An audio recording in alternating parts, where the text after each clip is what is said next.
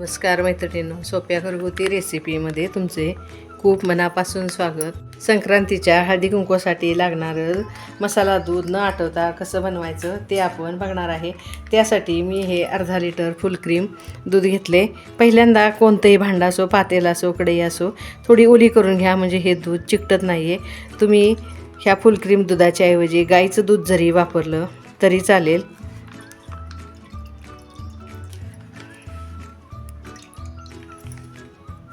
पहिल्यांदा हे दूध मी गॅसवर गरम करत ठेवते.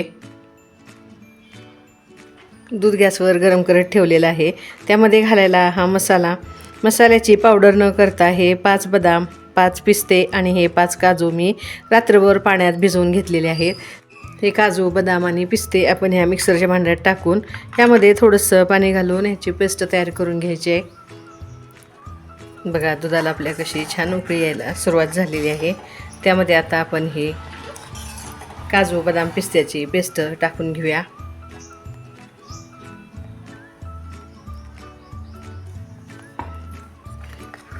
आता हे एकसारखं हलवून घ्यायचं आहे. बघा, आत्ताच्या दुधाला कसा छान घट्टपणा आलेला आहे. आता हे काजू, बदाम वाटलेलं मिक्सरचं भांडं खळबळून थोडंसं दूध त्यामध्ये टाकून घेऊया. हे आता एकसारखं हलवत राहायचं आहे. यात आता टाकूया 1 चमचा वेलची पावडर,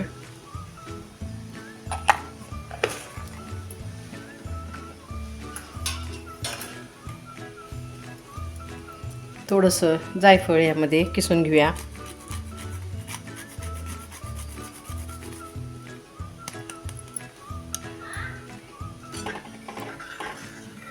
आता याला चांगलं मिक्स करून घेऊया. आता टाकूया ह्या 5-6 केशर काड्या अवेलेबल असतील तुमच्याकडं तर टाका, नसतील नाही टाकल्या तरी चालतील. केशरचा कसा वास पण छान येतो आणि दुधाला पण आपल्या कलर चांगला येतो, म्हणून ह्यामध्ये मी केशर वापरलेलं आहे. आता टाकायचे आहे आवडीप्रमाणे साखर. तुम्हाला कितपत गोड हवं त्याप्रमाणे साखर टाकून घ्या. ह्यामध्ये मी पाव वाटी साखरेचा वापर करणार आहे. आता साखर टाकून घेतली.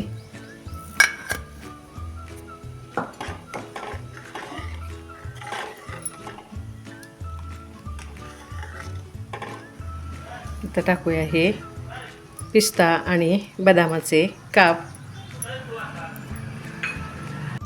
आणि या दुधाला आपण चांगली आता एक उकळी आणून घ्यायची आहे. तुम्हाला थोडासा कलर आवडत असेल तर तुम्ही केशर येलो कलर किंवा अगदी थोडी पाव चमचा हळद जरी टाकली तरी ह्या दुधाला छान कलर येतो.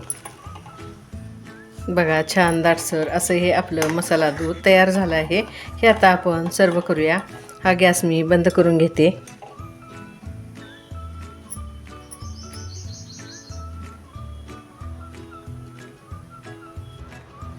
बघा मैत्रिणींनो, संक्रांत असो, कोजागिरी असो किंवा अन्य कोणत्याही समारंभामध्ये तुम्हाला जेव्हा असं मसाला दूध करायची वेळ येते तेव्हा तुम्ही हे न आठवता केलेलं मसाला दूध नक्की ट्राय करा.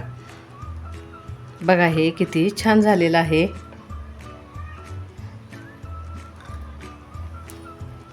बघा, माझी ही दूध तयार करण्याची पद्धत तुम्हाला जर आवडली असेल तर मला नक्की कमेंट्समध्ये कळवा.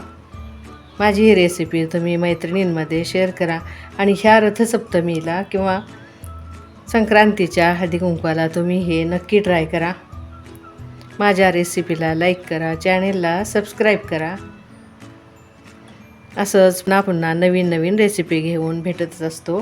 घरचंच खा आणि निरोगी राहा.